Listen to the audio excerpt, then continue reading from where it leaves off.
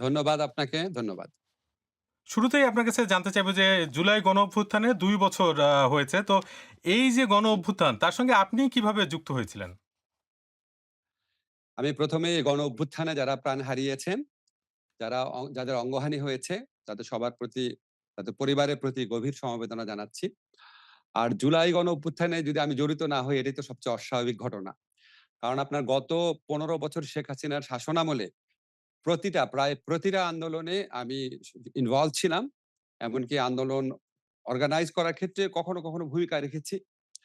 কাজেই এখানে আমার অংশগ্রহণ না থাকাটা খুবই বিস্ময়কর। কারণ জুলাই গণঅভ্যুত্থান এত বড় একটা জনগণের এত বড় ব্যাপক অংশের একটা ক্ষোভের বহিঃপ্রকাশ। সেই অংশের মানে সাইজটা যখন ছোট ছিল তখনই তো তাদের সাথে ছিলাম। আপনাকে একটা ঘটনা আমি বলি। আমার অংশগ্রহণ তো মোটেও বিস্ময়কর না। আপনাকে একটা গল্প বলি তাহলে আপনি বুঝতে পারবেন মানুষের অংশগ্রহণ কোন লেভেলে ছিল। আমি জুলাই গণঅভ্যুত্থান চলাকালে একবার এক জায়গায় আটকা পড়ে আমি ঢাকা বিশ্ববিদ্যালয়ের সাবেক উপাচার্য অধ্যাপক এস.এম.এ ফায়েজ উনার বাসায় গিয়েছিলাম। উনার বাসায় যে মধ্যবয়স্ক মহিলা কাজ করে, উনি আমাকে দেখে দৌড়ায় আসছে। আসার পরে এই মধ্যবয়স্ক মহিলা যাকে আমি আগে বহুবার দেখেছিলাম, মধ্যবয়স্ক আপনাকে ভুল বললাম, বয়স্ক মহিলা। উনি বলছে, "বাবা আমিও আন্দোলনে যেতে চাই।" এটা আমি আমার ফুলার রোডের পাড়ায় দেখেছি। যারা কোনদিন কখনো কোনো আন্দোলনে যায়নি তারাও গিয়েছে। একটা দেশে একজন শাসক একটা দেশের ছাত্র জনতার বিরুদ্ধে যুদ্ধ ঘোষণা করেছে। মারণাস্ত্র দিয়ে তাদেরকে নির্বিচারে মেরে ফেলছে। এই অবস্থায় কোনো বিবেকবান মানুষ বসে থাকতে পারে নাই ভাই। কিন্তু আপনার মানে আপনি তো লেখালেখি করেন এবং মানে অনেক মানুষ সেগুলো অনুসরণ করে। তো সেখানে একটা জায়গায় আপনি এটাও লিখেছিলেন যে যখন আন্দোলন শুরু হয় তখন আপনারই অনেক সহকর্মী আপনাকে আসলে সহায়তা করেনি। যখন আপনি এই বিষয়ে জনসচেতনতা তৈরি করা, এই বিষয়ে সবাই মিলে বিবৃতি দেওয়ার উদ্যোগগুলো যখন নিয়েছেন। জি, ওটা তো ১ম দিকে। ওটা তো শেখ হাসিনা গণহত্যা শুরু করার আগে। আগে যখন ছিল শেখ হাসিনা আপনার শাপলা চত্বর করেছে, বিডিআর করেছে। এটা প্রত্যেকটা ঘটনাতেই বেশ কিছু মানুষ ক্ষুব্ধ ছিল। কিন্তু এরপরে জুলাই গণহত্যা যেটা এটা সবকিছু ছেড়ে গিয়েছে। আপনি বাংলাদেশে প্রতিটা ঘরে, ঘরে ঢুকে রাত্রেবেলা ছাত্রদেরকে সার্চ করে বের করে নিয়ে আসতেছেন। নির্বিচারে গুলি করছেন। এইটার তীব্রতা, এই পাশবিকতার, এটার যে তীব্রতা এবং নির্মমতা, তা সমস্ত কিছুকে ছাপিয়ে গিয়েছিল। তো আগের আপনার যে অন্যায়গুলা সেগুলিতেও যারা সাড়া দেয়নি, তারা পর্যন্ত এই এত বড় অন্যায় দেখে যে আমার সন্তানের বুকে গুলি লাগছে। আপনার মনে নাই যে আমাদের গায়ক ছিলেন যে পার্থ সাহেব, উনি যখন রাস্তা দিয়ে হাঁটছে উনি কি বলছে? যে, "আমি আর স্থির থাকতে পারতেছি না। আমার পক্ষে সম্ভব না থাকা।" একটা মেয়ে সে বলছে যে, "আমি এইচএসসি ফেল করেছি। আমার কোটা কি? আমার কোনো চাকরি পাওয়ার কোনো চান্স নাই। কিন্তু আমার ভাই-বোনদেরকে মেরে ফেলতেছে। আমি আর থাকতে পারব না।" আপনি শহীদ আনাসের চিঠি দেখেন। মানে আপনি চোখের সামনে দেখতেছেন আপনার সন্তানকে, আপনার ভাইকে, আপনার বন্ধুকে গুলি করে নির্বিচারে মেরে ফেলতেছে শেখ হাসিনার খুনে বাহিনী। এইরকম একটা অবস্থা বাংলাদেশের ইতিহাসে কখনো হয় নাই। উপমহাদেশের ইতিহাসে হয়েছে কিনা আপনি খোঁজ করে দেখেন। যে নিজের দেশের শাসক নিজের দেশের তরুণ ছাত্রদেরকে নির্বিচারে মেরে ফেলছে ক্ষমতা থাকার জন্য। কোন মানুষ স্থির থাকতে পারে নাই। তো আগে যারা দ্বিধান্বিত ছিল বা আসার ব্যাপারে অতটা সাহসী ছিল না, অতটা প্রয়োজন মনে করেনি তারা সবাইকে আমি পেয়েছিলাম। অলমোস্ট সবাইকে। এই যে মানে শিক্ষার্থীদের যে আন্দোলন সেটা তো শুরু হয়েছিল কোটা বিরোধী একটা আন্দোলন হিসেবে এবং সেই জি, আন্দোলন দ্রুতই তৎকালীন প্রধানমন্ত্রী শেখ হাসিনার পদত্যাগের এক দফা দাবিতে পরিণত হয়। তো ওই সময়ের জি। প্রেক্ষাপট কি আপনি আমাদেরকে একটু বলতে পারেন যে এই কোটা বিরোধী আন্দোলনটা যে অ্যা এক দফাতে পরিণত হলো সেটার প্রেক্ষাপট এবং সেক্ষেত্রে আপনারা ১ম কিভাবে ভূমিকা রেখেছিলেন? ১ম কথা হচ্ছে যখন আপনার কোটাকে আদালতের মাধ্যমে কোটা ব্যবস্থা পুনর্বহাল করার চেষ্টা করা হলো। কোটা ব্যবস্থা ছিল একটা চরম বৈষম্যমূলক জিনিস। আমাদের সংবিধান অনুযায়ী মুক্তিযোদ্ধা কোটা থাকার কোন রকম স্কোপ নাই। এটা আমি অনেক লেখায় ব্যাখ্যা করে বলেছি। তারপরেও মুক্তিযোদ্ধার নামে আসতেছিল ভুয়া মুক্তিযোদ্ধারা। হাজার, হাজার ভুয়া মুক্তিযোদ্ধা। তাদের ছেলে, তাদের নাতি। এটা কোন মানুষ সহ্য করবে? এটা আপনি মধ্যবিত্ত, নিম্নবিত্ত পরিবারের যে right two livelihood, right two dignity, right to life সেগুলির উপর অ্যাটাক একটা। সবাই এটা যখন এই প্রতারণা করলো, আদালতের মাধ্যমে করার চেষ্টা করেছে, বিক্ষুব্ধ হয়েছিল। বিক্ষুব্ধ হওয়ার পর যখন নির্বিচারে গুলিবর্ষণ শুরু করলো, এই যে আবু সাইদ হত্যা, ওয়াসিম হত্যার পর থেকে ১৬ তারিখ থেকে যে শুরু করলো এবং এর আগে ঢাকা বিশ্ববিদ্যালয়ে যেভাবে মেয়েদেরকে পিটালো, একদিকে এই নির্মমতা, আরেকদিকে প্রধানমন্ত্রী বসে, বসে পুরা বাংলাদেশের মানুষকে শুধুমাত্র উনি, উনার অনুসারী, উনার দল ছাড়া সবাইকে যেভাবে নির্বিচারে রাজাকার, দেশবিরোধী ভাবে তুচ্ছ-তাচ্ছিল্য করছিল, যেভাবে অপমান করছিল, মানুষ আর নিতে পারে নাই। এটা একটা ১৫ বছরের পুঞ্জীভূত ক্ষোভের একটা দাবানল ফুটে উঠেছে। মানুষ তো বহু কারণে ফুঁসছিল। মানুষ তো বহু কারণে ফুঁসছিল। দেখেন ভাই, বাংলাদেশের শাসকরা এর আগে অত্যাচার করেছে, অন্যায় করেছে। কিন্তু শেখ হাসিনার আমলে যে গুম হয়েছে, বিচার বহির্ভূত হত্যাকাণ্ড হয়েছে, যেভাবে বাংলাদেশ ব্যাংক লুট হয়েছে, যেভাবে আপনার প্রাইভেট ব্যাংকগুলা লুট হয়েছে, সাধারণ মানুষের টাকা শেখ হাসিনার সাথের ব্যবসায়ীদের হাতে তুলে দেওয়া হয়েছে। যেভাবে ভারতের আপনার কি বলবো? ভারতের প্রতি নতজানু মনোভাব দেখানো হয়েছে। যেভাবে আপনার ১৫ টা বছর বাংলাদেশের মানুষকে ভোটাধিকার থেকে বঞ্চিত রাখা হয়েছে এবং যেভাবে উনি কথা বলতেন, মনে হয় যেন এটা উনার এবং উনার বাবার পৈতৃক সম্পত্তি, আমাদেরকে দয়া করে থাকতে দিয়েছেন। এই অডাসিটি মানে এটা সহ্য হতো না মানুষের। তো মানুষ যখন দেখেছে যে আমার কিছু তরুণ মারা গেছে মৃত্যু ভয়কে উপেক্ষা করে, তখন কেউ আর নিজের লাইফের কথা চিন্তা করে নাই। সবাই চলে আসছে রাস্তায়।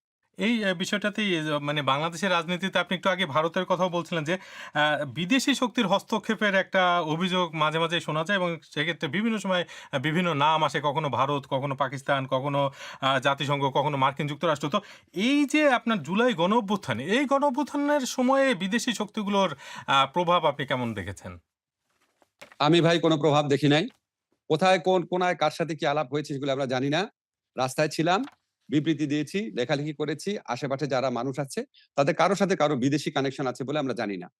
তবে আপনি একটা জিনিস মনে রাখবেন, বাংলাদেশের মতো দেশে বিভিন্ন দেশের শক্তিশালী দেশের দূতাবাসরা সক্রিয় থাকে। আমি যেটা জানি শেখ হাসিনাকে রাখার জন্য সক্রিয় ছিল। ভারত সরকার শেখ হাসিনাকে রাখার জন্য সক্রিয় ছিল। একটা পর্যায়ে আর সক্রিয় থাকে নাই। আর আপনার যদি বলেন যে আমেরিকা যেসব স্যাংশন দিয়েছিল ওই র‍্যাবের খুনি কর্মকর্তাদের বিরুদ্ধে, সেটার কারণে হয়তো আন্দোলনের একটা এনেবলিং অবস্থা তৈরি হয়েছে। এনেবলিং অবস্থা তৈরি হয়েছে, আপনি হিউম্যান রাইটস লঙ্ঘনের বিরুদ্ধে ব্যবস্থা নিয়েছেন। তখন যারা হিউম্যান রাইটস লঙ্ঘনের শিকার হয়েছে তারা ভেবেছে আমরা তাহলে নিঃসঙ্গ না। আমাদের যে আন্তর্জাতিক মহল আছে তারা দেখছে আমাদের দুর্ভোগের কথা, তারা দেখছে আমাদের দুর্ভাগ্যের কথা। এটা যে মনে করে কেউ হয়তো একটু এনকারেজমেন্ট পেতে পারেন। কিন্তু বিদেশিরা এসে আন্দোলন করে দিয়েছে।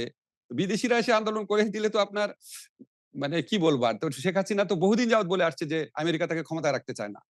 তো আগে হলো না কেন? এটা হচ্ছে বাংলাদেশের গণমানুষের আকাঙ্ক্ষা, গণমানুষের আত্মত্যাগ, গণমানুষের আন্দোলনকে নিষ্ঠুর অপমান করা যারা এই সমস্ত কথা বলে। একটি বক্তব্য তো তখন বেশ আলোচনায় এসেছিল আপনার এই ৫ই আগস্টের পর। সেটা হচ্ছে যে আ আ আ এই মন্তব্যটি করেছিলেন জাতিসংঘের মানবাধিকার বিষয়ক হাই কমিশনার ফলকার টুর্ক। তিনি বলেছেন যে জি। বাংলাদেশে জুলাই আগস্টে ছাত্র জনতা আন্দোলনে দমন-পীড়নে অংশ না নিতে সেনাবাহিনীকে সতর্ক করার পর দেশটিতে পরিবর্তন হয়। তো এই যে বক্তব্য, এটা আপনি কিভাবে দেখেন? এটা তো আপনার ধরেন হিউম্যান রাইটস, এটা খুব স্বাভাবিক ব্যাপার। জাতিসংঘের যে শান্তিরক্ষী বাহিনী আছে সেখানে আমাদের অংশগ্রহণ আছে। আপনি শান্তিরক্ষী বাহিনীর ম্যানুয়াল পড়ে দেখেন। এই সংক্রান্ত আন্তর্জাতিক যত নিয়ম নীতি আছে, ওখানে একটা স্ট্যান্ডার্ড মেইনটেইন করতে হয়। আপনি বাংলাদেশের সেনাবাহিনী হয়ে, বাংলাদেশের পুলিশ হয়ে যদি বাংলাদেশের জনগণকে নির্বিচারে হত্যা করেন, আপনি শান্তিরক্ষী বাহিনীতে থাকতে পারবেন না। এ তো স্বাভাবিক ব্যাপার। তো পৃথিবীর যেকোনো দেশের সেনাবাহিনী যদি এরকম করে এবং সেই সেনাবাহিনী যদি শান্তিরক্ষী বাহিনীতে অংশ নেয়, জাতিসংঘ বাহিনী তাকে ওয়ার্ন করবে। তো অত্যন্ত স্বাভাবিক ব্যাপার। এবং এটার মধ্যে তো হস্তক্ষেপের কোনো ব্যাপার নাই। আপনি যদি তখন যদি সেনাবাহিনী যদি ইচ্ছা হতো হাসিনাকে রাখা, তারা বলতো শান্তিরক্ষী বাহিনী আমরা দরকার নাই। আমরা আমাদের সার্বভৌম বলল না কেন? কারণ সমস্ত নিষ্ঠুরতার তো সীমা থাকে। আমাদের সেনাবাহিনী একটা পর্যায়ে যেভাবে আমাদেরকে সাপোর্ট করেছে গণঅভ্যুত্থানে, আমি মনে করি এটা একটা খুবই প্রশংসনীয় ঘটনা। খুবই একটা তাদেরও সহ্য হচ্ছিল না। তারা যে ইউনিফর্ম পরে রাজনীতির থেকে দূরে থাকে তাদের পক্ষেও আর নেওয়া সম্ভব হচ্ছিল না। জুলাই গণঅভ্যুত্থানে নিহতের সংখ্যা নিয়ে বেশ বিভ্রান্তি এখনো দেখা যায় এবং আ জাতিসংঘের যে হিসাব তাতে বলা হয়েছিল যে ১৪০০ র মতো প্রাণহানি হয়েছে, হয়ে থাকতে পারে। তারপরে কিন্তু মুক্তিযুদ্ধ মন্ত্রণালয় এখন পর্যন্ত যে সংখ্যা বলছে সেটা ৮৩৬ জন। আবার সম্প্রতি আন্তর্জাতিক অপরাধ ট্রাইব্যুনালের চিফ প্রসিকিউটর বলছেন যে এই সংখ্যা আসলে জাতিসংঘের যে সংখ্যা বলেছে তার চেয়েও বেশি হতে পারে।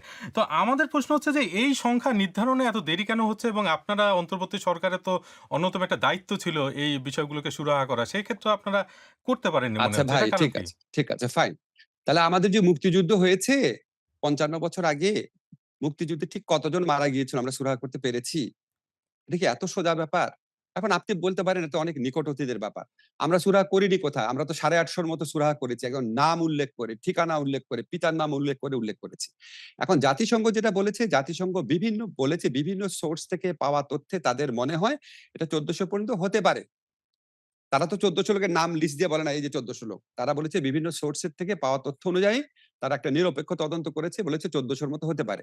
আর আমরা সেখানে স্পেসিফাই করে 870 না 72 জনকে আইডেন্টিফাই করেছি। অনেককে আমরা করতে পারি নাই। আমরা অনেক, অনেক, অনেক কাজে ব্যস্ত ছিলাম। তারপরেও আমরা এখানে সর্বোচ্চ গুরুত্ব দিয়েছিলাম। কিন্তু কিছু ক্ষেত্রে আছে অনেক লাশ আপনি জানেন, অনেক গুম কমিশনের প্রতিবেদন সহ বিভিন্ন জায়গায় বেরোচ্ছে। অনেক লাশের পেট কেটে নদীতে ভাসিয়ে দেওয়া হয়েছিল। অনেক আনমার্কড গ্রেভ আছে যেখানে আমরা জানি না কোথায় কবর দিয়েছে। গুমের শিকার অনেক ব্যক্তি আছে যাদের এখনো কোনো খোঁজ নাই। সে যে মরে গেছে এটাও জানা যায় না। কাজেই আমরা আপাত দৃষ্টিতে প্রায় ৯০০ জনকে পেয়েছিলাম। এই কাজ অব্যাহত ছিল। আমরা ডিএনএ টেস্ট করেও কিছু, কিছু ক্ষেত্রে আমাদেরকে সচেতন হতে হয়েছে। নিশ্চিত হতে হয়েছে। এখন আন্তর্জাতিক অপরাধ আদালতের যে চিফ প্রসিকিউটর বলেছে আমি তো এটার সাথে কোনো কন্ট্রাডিকশন দেখছি না। আমরা যেই তথ্য উদ্ঘাটনের কাজটা কন্টিনিউ করেছিলাম, সেটারে যদি উনারা পুনরায় শুরু করেন, রিজিউম করেন, তাহলে এই নাম্বারটা আরো বাড়বে। বেড়ে গিয়ে এটা ১৪০০ হতে পারে, আরো বেশি হতে পারে। এখন আপনি যে ১৪০০ নাকি ৯০০ এটা একটা ব্যাপার। যদি ৯০০ ও হয়, ৯০০ মানুষকে একটা শাসক মারে কিভাবে? ৯০০ মারলে সেটাও তো গণহত্যা, সেটাও তো মানবতা বিরোধী অপরাধ। কাজেই সংখ্যা এত ইম্পোর্টেন্ট হচ্ছে কেন? অপরাধটা অনেক বেশি ইম্পোর্টেন্ট হওয়া উচিত। সংখ্যা ১৪০০ এরও বেশি হতে পারে। আপনি অন্তর্বর্তী সরকারের যুব ও ক্রীড়া মন্ত্রণালয়ের দায়িত্ব পালন করেছিলেন কিছুদিন এবং সে সময় নিরাপত্তাজনিত কারণে বাংলাদেশ ভারতে বিশ্বকাপ বর্জন করেছিল। কিন্তু বিএনপি সরকার আসার পরে দেখা যাচ্ছে সেই যে বর্জন সেটা নিয়ে তদন্ত কমিটি গঠন করা হয়েছে। তো এই কমিটির সঙ্গে কি আপনার কখনো আলাপ হয়েছে? না, মোটেও আলাপ হয়নি। তদন্ত কমিটি গঠনের ইয়েটা পড়ে আমার একটু অবাকই লেগেছিল। আমার মনে হয় না ওরা খুব সিরিয়াসলি মিন করেছে। সিরিয়াসলি মিন করলে মোস্ট ওয়েলকাম। সব তো ডকুমেন্টেড আছে। কেন আমরা করেছিলাম। আইসিসির রিপোর্ট সহ তারা আমাদের বলেছিল ৩ টা কারণে নিরাপত্তার ঝুঁকি বাড়তে পারে। সবাই কিন্তু এই দিকটা এড়িয়ে গেছে পরে। একটা হচ্ছে মুস্তাফিজ যদি দলে অন্তর্ভুক্ত হয় নিরাপত্তার ঝুঁকি বাড়তে পারে। আরেকটা হচ্ছে বাংলাদেশের সাপোর্টাররা যদি এদিক সেদিক ঘুরে বেড়ায় নিরাপত্তার ঝুঁকি বাড়তে পারে। আর হচ্ছে বাংলাদেশের ইলেকশন সামনে নিরাপত্তার ঝুঁকি বাড়তে পারে। তো আমি ৩ টা জিনিসকে কম্প্রোমাইজ করে আমি দল পাঠাবো? আমি মুস্তাফিজকে পাঠাবো না? বাংলাদেশের সমর্থকদের বলবো তোমরা একটা জায়গায় চুপচাপ বসে থাকবা। আর ইলেকশন পিছায় দিব বিশ্বকাপের জন্য। এটা আইসিসির ১ম যে ইন্ডিপেন্ডেন্ট রিপোর্ট ছিল সেখানে বলা হয়েছে। এটা আশ্চর্য হয়ে যাই আমি এখন প্রত্যেকে ওই রিপোর্টটা এড়িয়ে যায়। পরে যখন আমরা বললাম যাব না তখন তারা আরেকটা রিপোর্ট করালো যেটাতে ওই কথাগুলো এড়িয়ে যাওয়া হয়েছে। আমরা এটা বাংলাদেশের নিরাপত্তা, বাংলাদেশের আত্মসম্মানবোধ, আমাদের ইলেকশন সমস্ত কিছু বিবেচনা করে আমরা এই সিদ্ধান্ত নিয়েছিলাম। এবং অবশ্যই খুবই কারেক্ট সিদ্ধান্ত নিয়েছিলাম।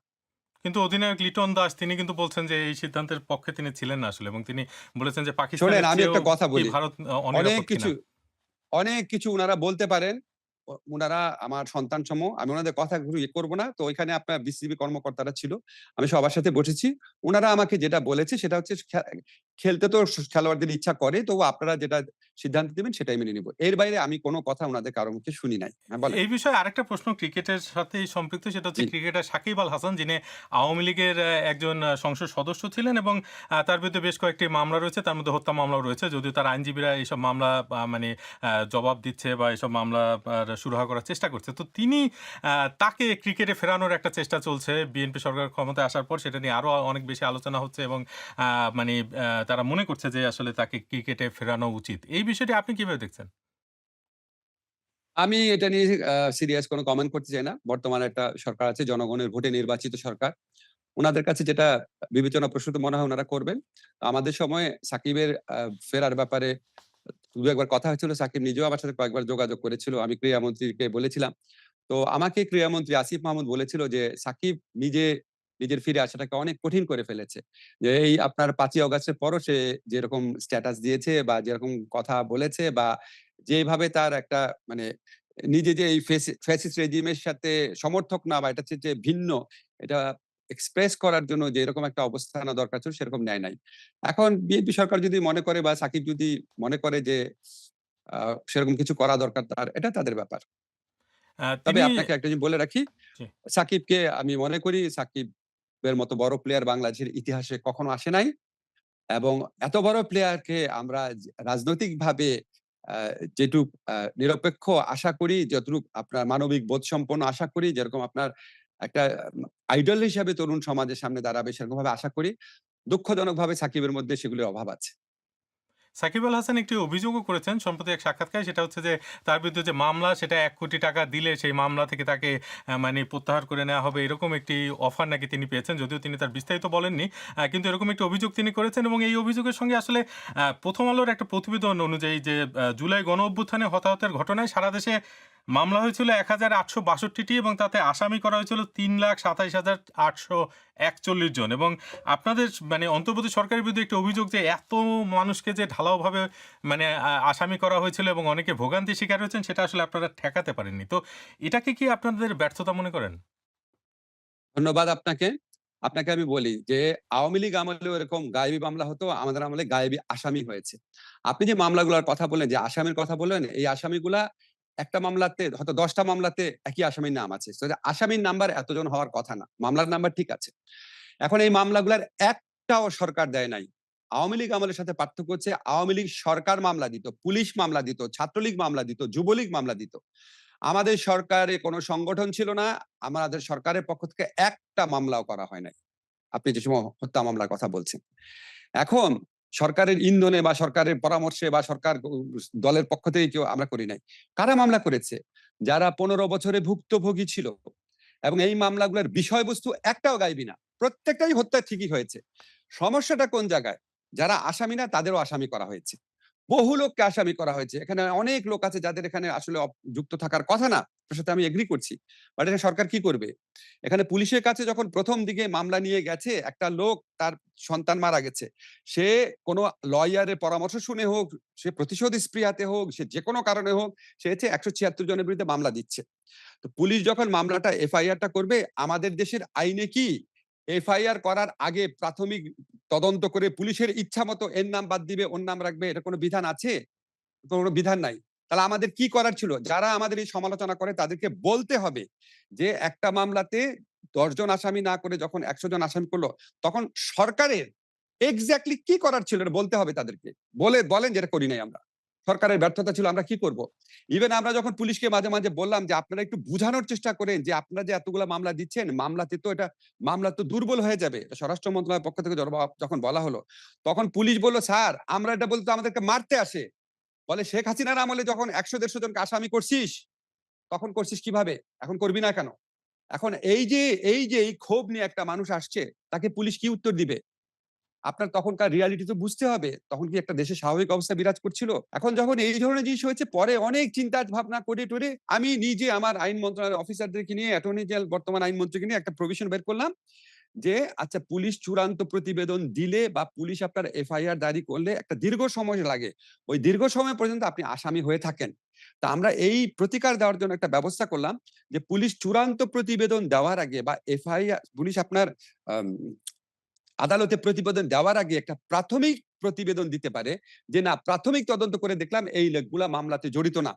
ওই প্রাথমিক তদন্তের ভিত্তিতেই পুলিশ তাদেরকে ছেড়ে দেওয়ার ব্যবস্থা করতে পারে। পুলিশ আদালতে লিখবে, আদালত ছেড়ে দিবে। এই যে বিধানটা, এটা বাংলাদেশে কোনোদিন ছিল না। ১৭৩ এর সম্ভবত ধারাটা। এই ধারাটা ইন্ট্রোডিউস করেছি যাতে আপনার এই ভুয়া আসামি বা গায়েবী আসামি থেকে এই প্রবণতাটা বন্ধ হয়, যাতে মানুষ মুক্তি পায়। আর সাকিবের ঘটনা যে বলেছেন, সাকিবের তো উচিত ছিল যে কে তার কাছে টাকা চাচ্ছে সেটা অভিযোগ করা। সে সময় তো জি, আপনার বিরুদ্ধে মানে মামলার আসামিদের জামিনের ক্ষেত্রে হস্তক্ষেপ করার একটি অভিযোগও উঠেছিল। তো এই বিষয়ে আপনার ব্যাখ্যা কি? জি। আপনাকে অনেক ধন্যবাদ। আপনি আমাকে প্রশ্নটা করেছেন। আমি মামলার জামিনের ব্যাপারে ২ বার কথা বলেছিলাম। একবার হচ্ছে যখন আমি স্বরাষ্ট্র মন্ত্রণালয়ের কোর কমিটির মিটিং এ যেতাম, তো পুলিশ বলছে, "আমরা এত কষ্ট করে আসামিকে ধরি, আর আপনি কোর্টে গেলে ছেড়ে দেয়?" এই প্রেক্ষিতে একদিন আমি জুডিশিয়াল সার্ভিস কমিশনের প্রোগ্রামে বলেছি যে, "যারা মুক্ত হয়ে পুনরায় সেই অপরাধ করতে পারে, যারা সাক্ষীদেরকে ইন্টিমিডেট করতে পারে, যারা বিদেশে পালিয়ে যেতে পারে, তাদের জামিন দেওয়ার ব্যাপারে আপনারা সতর্ক থাকবেন। আমার এই প্রত্যেকটা কথা কেস লতে আছে। সিআরপিসির কেস লতে আছে। যে আসামি বের হয়ে এসে আবার ওই অপরাধ করতে পারে বা পালিয়ে যেতে পারে বা সাক্ষীদেরকে ভীত সন্ত্রস্ত করতে পারে, তাদের জামিন দেওয়া যাবে না। এটা এটা আমাদের ফৌজদারি কার্যবিধির বহু কেস লতে আছে। আইনের বাইরে কোনো কথা বলি নাই। শুধু এটা বলেছি এবং এটাও বলেছি, যারা জামিন পাওয়ার যোগ্য তাদের অবশ্যই জামিন দিবেন। আমি সারা জীবন আমার এই কথা ডিফেন্ড করব। এটা বাংলাদেশের আইনে আছে, বাংলাদেশের জুরিসপ্রুডেন্স আছে, পৃথিবীর সমস্ত দেশের আইনে আছে। এর বাইরে আমি কোনো কথা বলি নাই। আরেকটা বলেছিলাম, বলি আপনাকে। উচ্চ আদালতের একটা বেঞ্চে ৪ ঘন্টায় ৮০০ মামলায়, ৮০০ আসামি না কিন্তু, ৪ ঘন্টায় ৮০০ মামলায় জামিন দেওয়া হয়েছিল। আমি শুধু ওই কথাটাই বলেছিলাম যে এখানে কি বিচারিক বিবেচনা প্রয়োগ করা হয়েছিল কিনা, এই প্রশ্নটা করেছিলাম। জামিন নিয়ে আমি এই বলেছি। আমরা YouTube এ একটি জরিপ করেছিলাম। সেখানে প্রশ্ন ছিল প্রিয় দর্শক, সংবিধান সংশোধনে বিশেষ কমিটি প্রত্যাখ্যান করে সংবিধান সংস্কার পরিষদ গঠনের দাবিতে অনড় রয়েছে বিরোধী দল। আপনি কি তাদের এই অবস্থান সমর্থন করেন? তো ৭৪% অংশগ্রহণকারী বিরোধী দলকে সমর্থন করেন বলে জানিয়েছে। তো আপনি বিষয়টি কিভাবে দেখছেন? আমি তো আপনার জরিপে অবাক না। কারণ গণভোটের মধ্যে দিয়েও তো এই ফলাফল প্রতিষ্ঠিত হয়েছিল। দেখেন, আমার কাছে মনে হয় কি ধরেন আজকে যেই ডিবেটটা যে বিরোধী দল বলছে সংস্কার পরিষদ আর সরকার বলছে সংশোধন পরিষদ। আমি কিন্তু এই ২ টা নামের মধ্যে মেজর কোনো পার্থক্য দেখি না। কারণ যেকোনো সংশোধনী একটা সংস্কার। এবং যেকোনো সংস্কারই একটা সংশোধনী। মূল জায়গাটা হচ্ছে ফরমেটটা কি হবে? সংস্কারটা করবে কে? সংবিধান সংস্কার পরিষদ করবে নাকি সংবিধান সংশোধন কমিটি করবে? তো আমি মনে করি যেহেতু গণভোটের রায়ের মাধ্যমে এসেছিল, এই জিনিসটা সরকারের পক্ষ থেকে আমি মনে করি আরো উদারভাবে দেখার সুযোগ ছিল, দেখা উচিত ছিল। সংবিধান সংস্কার পরিষদ গঠন করা হলে কোনো সমস্যা হতো না। যেটা সালাউদ্দিন ভাইরা বলার চেষ্টা করে এটা সংবিধানে অলরেডি নাই। ঠিক আছে, উনার পয়েন্ট ঠিক আছে। স্ট্রিক্টলি দেখলে ঠিক আছে। কিন্তু আমরা তো একটা বিশেষ পরিস্থিতির মাধ্যমে ক্ষমতায় এসেছিলাম। আমাদের বহু কিছুই তো সংবিধানে ছিল না। আচ্ছা সংবিধানে যদি নাও থাকবো তো সংবিধান সংস্কার পরিষদ গঠন করে পরে আপনার একটা সংবিধান সংশোধনীর মাধ্যমে সবকিছুই আপনার কারেক্ট করে ফেলা যেত। এর আগে আপনার বহুবার হয়েছে যেমন আপনার জাস্টিস শাহাবুদ্দিন সাহেব যখন সুপ্রিম কোর্টের বাংলাদেশের প্রধান বিচারপতি থাকা অবস্থায় তত্ত্বাবধায়ক সরকার প্রধান হয়েছিলেন। এটা তো সংবিধানে ছিল না। আবার ওখানে ফেরত গেছেন। এটা আমরা সংবিধান কারেকশন করে করেছি। পরবর্তীকালে সংবিধান কারেকশন করে অ্যামেন্ডমেন্ট করে সংবিধান সংস্কার পরিষদের সমস্ত কিছু বৈধকরণ করা যেত। আমার কাছে এই ফরমেটের চেয়ে ইম্পোর্টেন্ট হচ্ছে কনটেন্ট। আল্টিমেটলি সংবিধানে কি পরিবর্তন করা হচ্ছে? আল্টিমেটলি যদি দেখা যায় যে জুলাই গণ অভ্যুত্থানকালে অন্তত যেসব বিষয়ে মতৈক্য ছিল, সেগুলি সবকিছু করা হয়েছে এবং যেগুলি বিষয়ে মতৈক্য ছিল না সেগুলি ব্যাপারেও বিবেচনা করার চেষ্টা করা হয়েছে। আমি মনে করব এটাও একটা অগ্রগতি। হয়তো অনেকের প্রত্যাশিত মাত্রায় না কিন্তু তারপরে সেটা একটা অগ্রগতি হবে। কিন্তু আপনারা যে এই যে ১.৫ বছর সময় নিয়ে যেসব সংস্কারের জন্য এত উদ্যোগ নিলেন, নানা রকমের অধ্যাদেশ আপনারা করেছেন। আপনার ক্ষেত্রে যদি বলি যে বিচার বিভাগের স্বাধীনতা নিশ্চিত করার লক্ষ্যে অন্তর্বর্তী সরকারের আমলে সুপ্রিম কোর্টের বিচারক নিয়োগের বিধান এবং স্বতন্ত্র সচিবালয় প্রতিষ্ঠার জন্য জারি করা অধ্যাদেশ সেগুলো বাতিল করে দিয়েছে জাতীয় সংসদ এবং আ এইভাবে আরো অনেক রকমের সংস্কার এখন ঝুলে যাচ্ছে। গণভোট যে রায় সেই বাস্তবায়ন হচ্ছে না। তো আপনার কাছে কি মনে হচ্ছে না যে আপনি যেই ১৫ বছরের কথা বারবার বলছেন, আপনি আবারও সেই ১৫ বছরের যেই সিস্টেম ছিল, সেই সিস্টেমে ক্রমশ ফিরে যাচ্ছে? যদিও একটি সরকার ক্ষমতায় এসেছে বিপুল জনসমর্থন নিয়ে এবং তাদের ২০০'র বেশি আসন রয়েছে এবং তারা আসলে এই যে জুলাই গণঅভ্যুত্থান তার থেকে রাজনৈতিকভাবে যদি চিন্তা করা হয় সবচেয়ে বড় মানে সুবিধা যাদের হয়েছে সেটা হচ্ছে বিএনপি। তো তারা এরকম কেন করছে? আপনার কাছে কি মনে হয়? তারা এটা কেমন করছে ওদের জিজ্ঞেস করেন। তবে বাংলাদেশ আগের জায়গায় ফিরে যাচ্ছে না। আপনি দেখেন তো বাংলাদেশে কি এখন গুম হয়? ডিজিটাল সিকিউরিটি অ্যাক্টে যেকোনো লোক গ্রেফতার হয়? বাংলাদেশে কি বাক স্বাধীনতা রুদ্ধ রয়েছে? বাংলাদেশে কি ভোটাধিকার ফেরত এসেছে? বাংলাদেশে কি ব্যাংক লুট হচ্ছে? বাংলাদেশে কি মেগা প্রজেক্টের মাধ্যমে মিলিয়ন ডলার ট্রান্সফার হচ্ছে? বাংলাদেশে কি আমরা কোন রাষ্ট্রের আ স্বামী-স্ত্রী সম্পর্ক এই ধরনের কথা বলছি? আমার দেশের নদীর মধ্যে দিয়ে অন্য রাষ্ট্রের জন্য রাস্তা বানায় দিচ্ছি? কিন্তু আপনি বাংলাদেশ যদি আগের জায়গায় আইনি ফিরে নাই। কাঠামোর এবং দিকে যান যে যেমন গুম এবং মানবাধিকার কমিশন, ওই যাচ্ছি, এই যে যাচ্ছি, দুটো বিভিন্ন যাচ্ছি, যাচ্ছি, অধ্যাদেশ এর দুটো তো বাতিল। যাচ্ছি। আমরা যে আইনগত সংস্কার করেছি, আমার মন্ত্রণালয়ে হাত দিয়েই তো অধিকাংশ আইন হয়েছে। এর মধ্যে গুরুত্বপূর্ণ ধরেন ১৩৩ টা সরকার ইয়ে করেছে, এর মধ্যে গুরুত্বপূর্ণ ধরেন ৪০ টা আইন। ৪০ টা আইনের মধ্যে ২০ টা আইন বিএনপি রিটেইন করেছে। আপনাদের কাছে এগুলি ছোট আইন মনে হইতে পারে, আমার কাছে ছোট আইন না। যেমন সিআরপিসির অ্যামেন্ডমেন্ট যে কারণে গ্রেফতারকৃত ব্যক্তি অনেক সুরক্ষা পাবে। যদি সত্যি এটা প্রয়োগ করা হয়। সিপিসির অ্যামেন্ডমেন্ট মামলার দীর্ঘসূত্রিতা বন্ধ হবে। লিগ্যাল এইড এর অ্যামেন্ডমেন্ট কোর্টে না গিয়ে ডিসিশন পাবে। বিরোধ নিষ্পত্তি করতে হবে। ডিজিটাল বেইল বন্ড অনেক কিছু করা হচ্ছে। শ্রম আইনের সংশোধন, শ্রমিক অধিকার রক্ষা করার জন্য। প্রকিউরমেন্ট অধ্যাদেশ করা হয়েছে সরকারি ক্রয় ব্যবস্থার স্বচ্ছতা প্রতিষ্ঠা করার জন্য। এরকম বহু আইন আছে বিএনপি গ্রহণ করেছে। যেটা গ্রহণ করেছে এটা মানুষ দেখে না। কিন্তু যেটা সরকারের স্বচ্ছতা, জবাবদিহিতা বেশি প্রতিষ্ঠা পাবে, সেগুলি বিএনপি গ্রহণ করে নাই। আপনি কারেক্ট। সচিবালয় আইন বাতিল করা, তারপরে সুপ্রিম কোর্ট বিচারক নিয়োগ অধ্যাদেশ বাতিল করা, মানবাধিকার আইন বাতিল করা, গুম অধ্যাদেশ বাতিল করা অবশ্যই দুঃখজনক, অবশ্যই হতাশাজনক।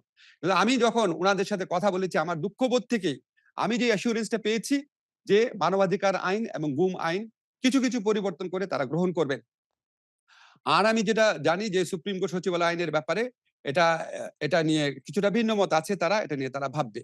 এখন আমি দেখি মানবাধিকার আর গুম আইন যদি বাংলাদেশে ভালো না হয়, এর চেয়ে তো বেদনা দেওয়ার কিছুই হইতে পারে না। এইটা আমরা আমরা এই গুমের আন্দোলন থেকে আপনার এই শেখ হাসিনার বিরোধী আন্দোলনের যে সূচনা হয়েছে তার একটা ছিল মায়ের ডাকের সংগ্রাম, গুমের পরিবারদের কান্না। তো এটা আমি বিশ্বাস করি না বিএনপির পক্ষে এই অধ্যাদেশ করা সম্ভব হবে না। হ্যাঁ, তারা আমাদের আইনের চেয়ে একটু ডাইলুট করতে পারে। আমি আপনাকে বুঝায় বলি। ধরেন আওয়ামী লীগ আমলে যে মানবাধিকার আইনটা, ধরেন সেটার যদি মান থাকে ধরেন ১, ধরেন আমরা এটাকে বাড়িয়ে করেছিলাম ৫। এখন বিএনপি অধ্যাদেশ করে ৫ থেকে নেমে ৩ এ আসবে।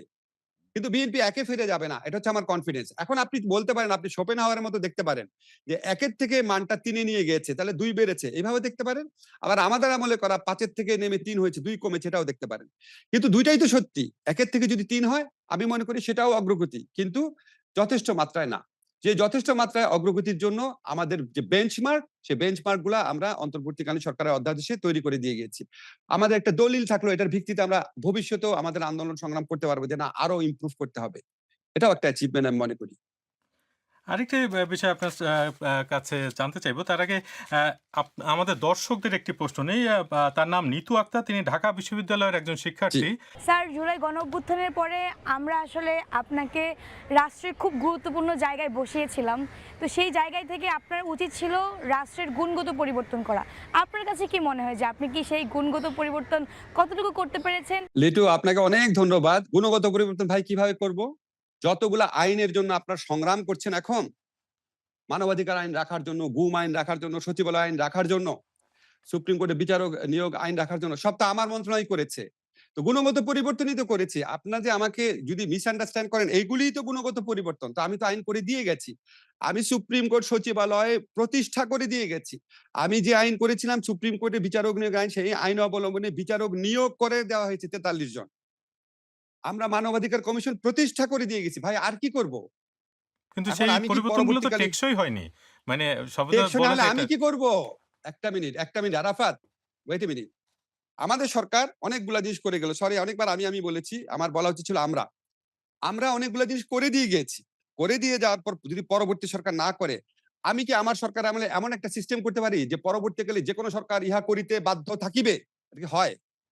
কিন্তু একটা বিশেষ এটা কি হয়? পরিস্থিতিতে তো অন্তর্বর্তী আরেকটা ব্যাপার, সরকার গঠন আরেকটা করা ব্যাপার। হয়েছে এবং সেই বিশেষ পরিস্থিতিতে এক্সাক্টলি। একটা জায়গায় বলা হচ্ছে যে ১০৬ অনুচ্ছেদ যেটা সংবিধানে, সেই অনুচ্ছেদ অনুযায়ী তো হুম। চাইলে আপনারা এই জায়গাগুলোতেও অনেক রকমের সমাধান খুঁজতে পারতেন আরকি, এবং সেই সমাধানটা না খুঁজে ও একটা রাজনৈতিক দলের উপর নির্ভর করা যে রাজনৈতিক দল আসলে এগুলা রাখবে আচ্ছা, কিনা ওয়েট, সেই ওয়েট। নিশ্চয়তা আসলে কি আপনাদের সমাধান? আচ্ছা কোনোভাবে আরাফাত, ছিল না। আরাফাত ১ মিনিট।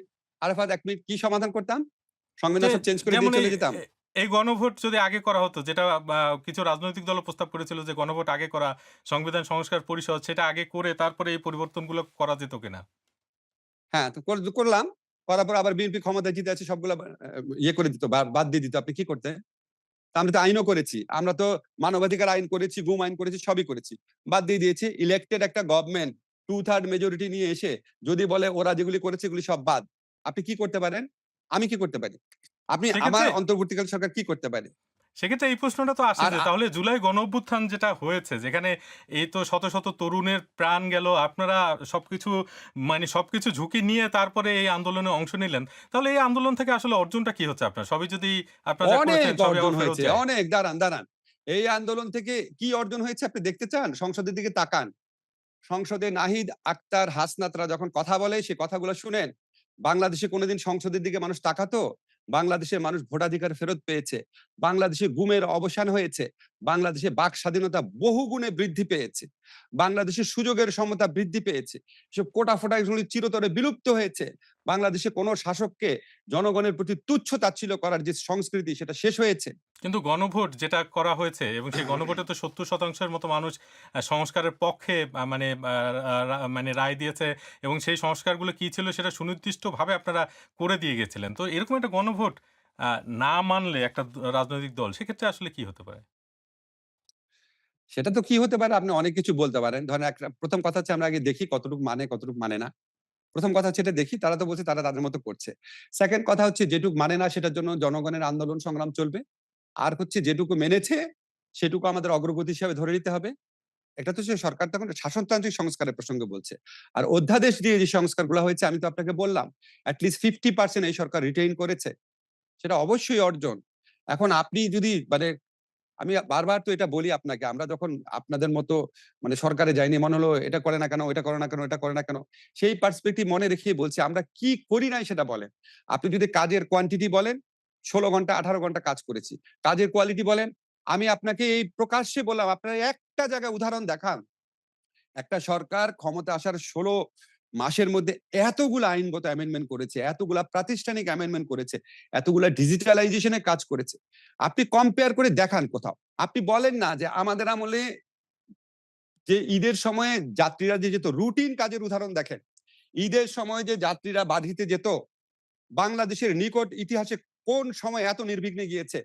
আমাদের সময় যে হজ ব্যবস্থাপনা, বাংলাদেশের কোন সময় হজ ব্যবস্থাপনা এত ভালো ছিল? আমাদের সময় যে চিটাগাং এ জলাবদ্ধতা দেখছেন, আমাদের সময় তো জলাবদ্ধতাও হয়েছে দেখিনি আমরা। আমরা তো রুটিন ফাংশনেও ভালো করেছি। এখন আমরা মিডিয়াতে আমরা আমাদের তো দল নাই। আমাদের সুবিধাভোগী শ্রেণী আমরা তৈরি করে দিয়ে যাই নাই। এখন যারা সমালোচনা করার তারা গণহারে করে দিয়ে যাচ্ছে। মানে কিন্তু এই অন্তর্বর্তীকালীন জায়গাতে একটা সরকারের প্রশ্ন আসে না যে ধরেন এত ভালো যখন জি, চলছিল দেশ, আপনারা এত ভালো জি। চালাচ্ছিলেন। তো এত তাড়াহুড়া কেন ছিল যে একটা নির্বাচন দিয়ে দিতে হবে? আপনাদের তো আসলে কোনো নির্দিষ্ট মেয়াদ ছিল না যে আপনাদের ১.৫ বছরের মধ্যেই শেষ করতে হবে, ৬ মাসের মধ্যে শেষ করতে হবে বা ৫ বছরের মধ্যেও যদি আপনারা শেষ না করতেন বা করতেন, সেক্ষেত্রে তো কোনো তাড়াহুড়া ছিল না। তা আপনারা এত তাড়াহুড়া কেন করেছেন? আমরা তাড়াহুড়া করি নাই। আমরা ধরেন একটা বড় রাজনৈতিক দল, বাংলাদেশের ওই সময়ে সবচেয়ে বড় রাজনৈতিক দল বিএনপি। সবচেয়ে বড় একটা রাজনৈতিক দল ইলেকশন চাচ্ছে। অন্য দলগুলাও ইলেকশন চাই না কেউ বলেছে আপনাকে? আপনি বলেন তো একটা দল বলেছে না ইলেকশন চাই না। বলেছে ইলেকশন পরে হোক, ৬ মাস পরে হোক। কেউ বলেছে জুলাইয়ে হোক, কেউ বলেছে ফেব্রুয়ারিতে হোক। তো জামাত এনসিপি বলেছে জুলাইয়ে হোক, জুলাই বা এপ্রিলে হোক। আর বিএনপি বলেছে ফেব্রুয়ারিতে, বিএনপি বলেছে ডিসেম্বরে হোক। এটার মাঝামাঝি একটা সময় আমরা বেছে নিয়েছি। কেন আমরা সময়টা বেছে নিয়েছিলাম? বেছে নিয়েছি কারণ আমাদের আইনগত সংস্কার যেটুকু করা ছিল মোটামুটি করা হয়ে গেছে। আমাদের বিচারিক আদালতে একটা অন্তত ১টা-২টা বিচার যে আমরা বিচার করে গেলাম, সেই বিচারটা হয়ে গেছে। আমাদের নির্বাচনে প্রিপারেশন হয়ে গেছে। তারপর আমরা চিন্তা করলাম আমরা যদি এপ্রিলে ইলেকশন করি, তারপর পরই হবে রোজা। তারপর পরে হবে বাজেট। বাজেট প্রণয়ন। একটা সরকার সময় পাবে না। আমি এপ্রিলে ইলেকশন করলাম, সরকার ক্ষমতায় আসতে, আসতে মে মাস চলে গেল। এরকম আপনার রমজান অনেক কিছু চিন্তা করা হয়েছিল। রোজার মাসের ব্যাপার-ট্যাপার অনেক কিছু চিন্তা করে কনভেনিয়েন্ট সময় বেছে নেওয়া হয়েছিল। আমাদের যা, যা কাজ ছিল, কাজের তো কোনো শেষ নাই। আমরা মোটামুটি যেগুলি অ্যাচিভেবল ভেবেছিলাম, সেগুলি আমরা মোটামুটি ভেবেছিলাম আমরা অ্যাচিভ করতে পেরেছি। এবং আমরা সবাই মিলে বসে রাজনৈতিক দলগুলার প্রধান ৩ টা রাজনৈতিক শক্তি যা চেয়েছে তার মাঝামাঝি একটা পথ বেছে নেওয়া হয়েছে। বিএনপি চেয়েছে ডিসেম্বর, অন্য দলগুলা চেয়েছে এপ্রিল অথবা জুলাই। আমরা রোজা এবং অন্যান্য বহু বিষয় কনসিডার করে সামনে বাজেট কনসিডার করে কনভেনিয়েন্ট সময় বেছে নিয়েছি। সেটাও ইলেকশন কমিশনের সাথে পরামর্শ করে। কিন্তু এক্ষেত্রে আপনারা এই সাহসিকতাটা কি দেখাতে পারতেন না? যে মানে আমাদের তো যেহেতু দেশ ভালো চলছে আরো কিছুদিন ভালো চলুক, পরিবর্তন হোক, তারপরে আমরা তখন চিন্তা এই যে করব নির্বাচন আপনি দেওয়ার। তখন এই যে আপনি এবং অন্যান্যরা বলতেন যে এরা অনির্বাচিত হয়ে ক্ষমতার মধুপায়ে বসছে। বুঝছেন? আমাদের বিরুদ্ধে গণ আন্দোলন গড়ে উঠত। বুঝছেন? আর আমাদেরকে পেয়ে আমাদের তো সংগঠন ছিল না। আমাদেরকে যে যন্ত্রণা দিয়েছে বিভিন্ন দাবি আদায়ের গোষ্ঠী, ২০০০ ২৫০০ আন্দোলন হয়েছে। রাতের ঘুম হারাম হয়ে যেত আমাদের। কথায়, কথায় যমুনা চলো। কোথায় এখন উনারা? আরেকটা বিষয় জানতে চাচ্ছি সেটা হচ্ছে যে শেখ হাসিনার ফেরা নিয়ে বেশ আলোচনা হচ্ছে যে তিনি ডিসেম্বরের মধ্যে জি। ফিরবেন এরকম একটি বক্তব্য রয়েছে। তো এই বিষয়টি আপনি কিভাবে দেখছেন? আমার কাছে মনে হচ্ছে বিষয়টা এত মহিমাময় করে দেখানো হচ্ছে। একজন দণ্ডিত আসামি আত্মসমর্পণ করতে আসবেন। আমি এটা বিষয়টাকে এভাবে দেখছি। উনি মৃত্যুদণ্ডে দণ্ডিত একজন আসামি। অসংখ্য মানুষের রক্ত উনার হাতে লেগে আছে। মৃত্যুদণ্ড প্রাপ্ত একজন আসামি, উনি আইনের কাছে আত্মসমর্পণ করতে আসবেন। বিষয়টা হচ্ছে এটা। আসবে, আইন অনুযায়ী উনাকে ট্রিট করা হবে এবং উনি এটা সত্যিই কি আসার সাহস উনার আছে নাকি? নাকি দেশের মধ্যে অস্থিরতা তৈরি করার জন্য, নিজের দলের মানুষকে উজ্জীবিত করার জন্য বা উনার দলের ভিতরে যেন কোন সংস্কারপন্থীরা আপনার মাথাচাড়া না দেয়া ওঠে সেটা বন্ধ করার জন্য করছেন কিনা আমার সন্দেহ আছে। তো আমার উনার কাছে একটাই প্রশ্ন যে, "শেখ হাসিনা আপনি তো এটা শুনবেন কোন না কোনভাবে। আপনি তো জানতেন যে এরকম একটা বিপজ্জনক পরিস্থিতি হচ্ছে। আপনি আপনার সমস্ত পরিবারকে, বিগার ফ্যামিলিকে অগাস্টের ১ম দিকে দেশের বাইরে পাঠিয়ে দিয়েছেন। আপনি নিশ্চিতভাবে জানতেন। এবং আপনি যে ভারতে আসবেন এটাও ভারতকে অবহিত করা হয়েছিল। আপনি জানেন এগুলি সত্যি কথা। তা আপনি যে আওয়ামী লীগের অসংখ্য নেতাকর্মীকে, সাধারণ নেতাকর্মীকে এইভাবে বিপদে ফেলে আপনি চলে গেলেন। আপনি কি তাদেরকে ওয়ার্ন করেছিলেন?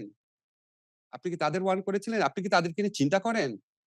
নাকি আপনি শুধু আপনি, আপনার পরিবার এবং আপনার সবচেয়ে কাছের যে গোষ্ঠী আছে শুধু তাদের কথাই চিন্তা করেন? দেশের চিন্তা করা তো দূরের কথা। আপনার কাছে তো সুযোগ ছিল। এত বড় একটা দল আপনার পক্ষে ছিল। আপনি অনেক ভালো, ভালো কিছু করতে পারতেন। তা আপনি যদি আত্মসমর্পণ করতে আসেন, আসেন। আমাদের সরকারের পক্ষ থেকে আমি বিএনপি সরকারের পক্ষ থেকে দেখলাম উনারা বলছে আপনার প্রতি ইনসাফ করা হবে, ন্যায় বিচার হবে। আমরাও আপনার প্রতি ন্যায় বিচার করার চেষ্টা করেছি। আমরা নিশ্চিত সাক্ষ্য প্রমাণের ভিত্তিতে যেটা জাতিসংঘের রিপোর্টের মধ্যেও যেটা উল্লেখ আছে, নিশ্চিত সাক্ষ্য প্রমাণের ভিত্তিতে বিচার হয়েছে। বারবার আমাদের একটা ইয়ে ছিল, সঠিক বিচার করতে হবে। সর্বোচ্চ আন্তরিকতা দিয়ে সঠিক বিচার করতে হবে। সঠিক বিচারে আপনার সাজা হয়েছে, আপনি সাজা ভোগ করতে চাইলে বা এই সাজাকে যদি আইনগতভাবে মোকাবেলা করার সুযোগ করতে চান, ইউ আর মোস্ট ওয়েলকাম। কিন্তু তিনি তো এই ভেরি ওয়েলকাম। আদালতের ব্যাপারে তার আপত্তির কথা জানিয়েছেন এবং তার যে আস্থা নেই সেটা তো পরিষ্কারভাবে তিনি জানিয়েছেন। আমি তো মনে করি উনি দেশে ফিরে আসছে আদালতের প্রতি আস্থা না থাকলে ফিরে আসার কথা না। আস্থা না থাকলে কেউ কি নিজে মৃত্যুদণ্ড পেতে আসে নাকি? নিশ্চয়ই উনার আস্থা আছে। আস্থা আছে দেখে উনি আসার কথা চিন্তা করছেন। আরেকটা বিষয় সেটা হচ্ছে আপনাদের সময়ে হয়েছিল যে আওয়ামী লীগের রাজনৈতিক কার্যক্রম নিষিদ্ধ করা হয়েছিল। যে ঘোষণা আপনি নিজেই দিয়েছিলেন আইন উপদেষ্টা হিসেবে এবং বিএনপি সরকারও দেখা যাচ্ছে যে সেই নিষেধাজ্ঞা বহাল রেখেছে। কিন্তু কোনো বিশ্লেষক এটা বলার চেষ্টা করেন যে আসলে একটা রাজনৈতিক দলকে এভাবে নিষিদ্ধ রেখে সমস্যার সমাধান হবে না। আপনি বিষয়টা কিভাবে দেখেন? দেখেন পৃথিবীতে বিভিন্ন সভ্য দেশে আপনি ইউরোপে আছেন। ইউরোপে বহু দেশে বহু সংগঠন, বহু দল তাদের কার্যক্রম নিষিদ্ধ হয়, তাদের রেজিস্ট্রেশন নিষিদ্ধ হয়। আমরা তো আওয়ামী লীগকে নিষিদ্ধ করতে চাই নাই। আমরা কি ৫ই অগাস্টের পরে আমরা কি ৮ই অগাস্টের পরে করেছিলাম? যখন আপনার আওয়ামী লীগ নেত্রী ভারতের মাটির থেকে বসে বারবার আমাদেরকে আন্দোলনকারীদেরকে যারা জুলাই গণঅভ্যুত্থানকারী আছে তাদেরকে থ্রেট করছিল, তাদেরকে মেরে ফেলা হবে, তাদের বাড়িতে আগুন দেওয়া হবে, তাদেরকে প্রতিশোধ নেওয়া হবে। এরকম উস্কানিমূলক বক্তব্য একের পর এক দিচ্ছিল। এবং যখন আওয়ামী লীগের নেতাকর্মীরা বিভিন্ন জায়গায় ঝটিকা মিছিল করছিল, ঝটিকা কর্মসূচি করছিল, তখন এই গোটা পরিস্থিতি দেশের জন্য প্রচন্ড একটা অস্থিতিশীল পরিবেশ তৈরি করতে পারে বলে আমরা মনে করছিলাম। এবং উনি যে সমস্ত কথাবার্তা বলছিলেন তাতে আওয়ামী লীগের সাধারণ নেতাকর্মীদের জীবনও বা নিরাপত্তাও বিঘ্নিত হতে পারত বলে আমরা আশঙ্কা করেছিলাম। কারণ উনি তো একটা কথা বলে খালাস হয়ে গেল। কিন্তু এখানে যে ছেলেটা নামতেছে, এই যে উনার দুঃশাসনের ক্রোধের যে বহিঃপ্রকাশ, তো শেখ হাসিনাকে তারা পাচ্ছে না। হয়তো ওই ছেলেটার গায়ে হাত তুলবে। হয়তো ওই ছেলেটার বিরুদ্ধে মামলা দিবে। দেশের মধ্যে একটা অরাজক পরিস্থিতি সৃষ্টি হবে। এই সমস্ত কিছু বিবেচনা করে আমরা সাময়িকভাবে তাদের কার্যক্রম নিষিদ্ধ করেছিলাম। এবং আমাদের এই ডিসিশনটা যে কারেক্ট ছিল এটা তো বিএনপি যে আমাদের সিদ্ধান্ত কন্টিনিউ করছে এটার মধ্যে দিয়ে তো প্রমাণিত হচ্ছে। আপনি আমারে বলেন তো আজ পর্যন্ত তো আমরা যখন সরকারে ছিলাম কোনদিন এই যে দূতাবাস আছে, বিভিন্ন আন্তর্জাতিক প্রতিষ্ঠান আছে, মানবাধিকার প্রতিষ্ঠান আছে, এখানকার দূতাবাসগুলো আছে তাদের সাথে আমাদের কত বৈঠক হয়েছে। আমাদের তো কেউ বলে নাই যে আসলে আওয়ামী লীগের যে রাজনৈতিক কার্যক্রম নিষিদ্ধ করা হয়েছে এটা ঠিক না, এটা আপনারা উইথড্র করেন। কেউ তো আমাদের বলে নাই। আমাদের সাথে যতগুলা পলিটিক্যাল পার্টির সংলাপ হয়েছিল, তার মধ্যে আওয়ামী লীগের খুব ঘনিষ্ঠ মিত্ররাও ছিল। কেউ তো বলে নাই। এখন বিশ্লেষকরা হঠাৎ করে আপনার নবলব্ধ একটা ফ্রিডমতা বোধ থেকে উনারা বলতে পারেন, বাক স্বাধীনতা উনাদের। উনারা বলতে পারেন। তবে এটা মানে সরকার যদি উপলব্ধি করে সরকারের ব্যাপার। আমাদের সময় আমরা মনে করেছি দেশে স্থিতিশীল অবস্থা রাখা দরকার। একটা স্মুথ ট্রানজিশন অফ পাওয়ার দরকার। একটা রিপ্রেজেন্টেটিভ পার্লামেন্ট দরকার। একটা সুস্থ, সবল, সুন্দর পরিবেশে নির্বাচন দরকার।